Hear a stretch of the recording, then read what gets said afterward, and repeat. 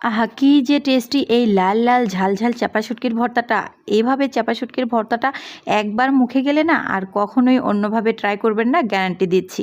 আর এটা এতটাই টেস্টি হয়, আর বানিয়ে আপনি 15 থেকে 20 দিন পর্যন্ত খেয়ে নিতে পারবেন, কিচ্ছু হবে না। তো শুরুতেই বেশ কিছুটা শুকনো মরিচ আমি ভিজিয়ে রেখেছিলাম।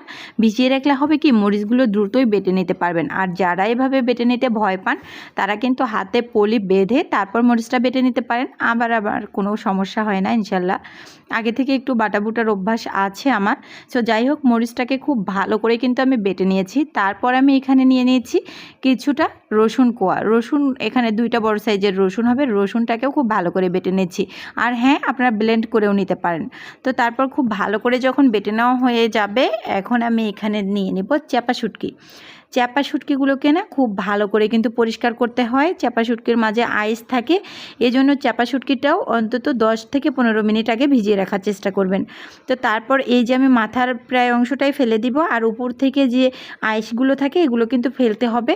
আর শুটকি মাছটা পরিষ্কারের মাঝেও কিন্তু টেস্টটা চলে আসে। আমি যে কোনো জিনিস রান্নার আগে একটু ভালো করে পরিষ্কার করলে দেখবেন কি খাওয়ার রুচিটা অটোমেটিকলি বেড়ে যায়। সো যাই হোক, আমি এটা মনে করি।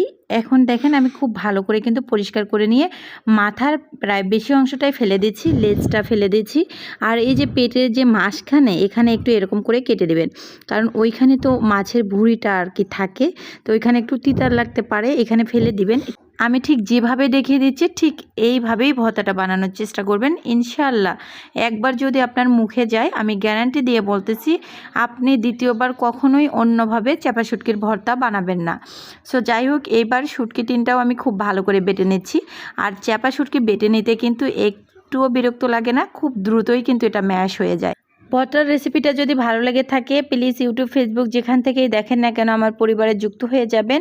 আর ভিডিওর কোনো অংশ একটুও ভালো লেগে থাকলে প্লিজ একটা হলেও লাইক, কমেন্ট, শেয়ার করবেন। তো কথা বলতে বলতে কিন্তু আমি খুব ভালো করে বেটে নিয়েছি, আর সব কিছু মিক্সড করাও হয়ে গেছে। রান্নার জন্য চুলায় একটা প্যান বসিয়ে দিয়েছি, দিয়ে দিচ্ছি 1 কাপ পরিমাণ পেঁয়াজ কুচি। তো এই শুটকি ভর্তাটাতে পেঁয়াজটা একটু বেশি দিলে ভালো লাগে আর কি। তো তারপর আমি দিয়ে দিচ্ছি আবারও বড় সাইজের 2টা রসুন, কোষগুলো দিয়ে দিচ্ছি। একটু ভেজে আমি এখানে দিয়ে দিচ্ছি 1/4 কাপ সরিষার তেল। সরিষার দিলে না ফ্লেভারটা সুন্দর আসে, অর্থাৎ সরিষার তেলটা দিলে। আর রান্নার তেল দিয়েও বানিয়ে নিতে পারবেন, কোনো সমস্যা নেই। তবে সরিষার তেল যদি ঘরে থাকে দেওয়ার চেষ্টা করবেন। পেঁয়াজগুলো নেড়েচেড়ে ঠিক ততক্ষণ ভেজে নেবেন যতক্ষণ পর্যন্ত না পেঁয়াজটা একটু নরম হয়ে এসছে এবং পেঁয়াজের কালারটা চেঞ্জ হয়েছে।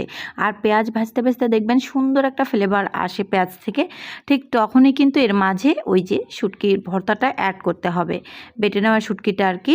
তো পেঁয়াজটা কিন্তু পুড়েও ফেলা যাবে না, আবার পেঁয়াজটাকে কাঁচা অবস্থায় রেখেও কিন্তু অ্যাড করা যাবে না। আশা করি রেসিপি আমি ঠিক যেভাবে বানাচ্ছি, যদি কেউ বানান আমার রেসিপিটা দেখে ঠিক এভাবেই বানিয়ে নেবেন, তাহলেই কিন্তু এই টেস্টটা অনুভব করতে পারবেন। আবার অন্যভাবে বানিয়ে নিলে কিন্তু দেখা যাবে পারফেক্টভাবে হয়তো বা টেস্টটা পাবেন না। তো যাই হোক, পেঁয়াজের মাঝে দেওয়া হয়ে গেলে এখানে আমি দিয়ে দিচ্ছি একটু হলুদের গুঁড়ো, আর দিয়ে দিচ্ছি লবণ। হলুদের গুঁড়োটা জাস্ট কালারের জন্য, আর স্বাদ অনুযায়ী লবণ দিয়ে দিলাম। এবার খুব ভালো করে নেড়েচেড়ে নিতে হবে। আর একটা টিপস হলো, এই শুটকি ভর্তাটা কখনোই হাই হিটে রান্না করা যাবে না, মিডিয়াম লো আঁচে রেখে রান্নাটা করবেন। তাতে করে হবে কি, এই যে কাঁচা রসুন আর কাঁচা মরিচটা যে আমি বেটে নিলাম, সেটা কিন্তু একদম কষিয়ে ভুনা ভুনা টাইপের হবে, আর রান্নার টেস্টটাও ভালো আসবে। যত বেশি কষিয়ে এটাকে ভুনা ভুনা করবেন তত মজা লাগবে। তো আমি কিন্তু মিডিয়াম লো আঁচে রেখে বেশ কিছুক্ষণ এটা নাড়তে চাড়তে থাকবো, তারপর কিন্তু এটাকে চুলা থেকে নামিয়ে ফেলবো। বিশ্বাস করুন, এই লোভনীয় শুটকি ভর্তাটা দিয়ে আপনি গরম ভাতের সাথে, যেখানে আপনি 1 প্লেট ভাত খাবেন সেইখানে আপনি 3 প্লেট ভাত খেতে পারবেন, এটা আমি বারবার গ্যারান্টি দিচ্ছি। এইটা চাপা শুটকির ভর্তা আপনারা অনেকভাবেই খেয়েছেন, কিন্তু এভাবে কেউ খেয়েছেন কিনা আমার জানা নেই। তবে আমি রিকোয়েস্ট করব, এভাবে একবার হলেও বানিয়ে দেখবেন, অবশ্যই সবাই প্রশংসা করে খেয়ে নেবে।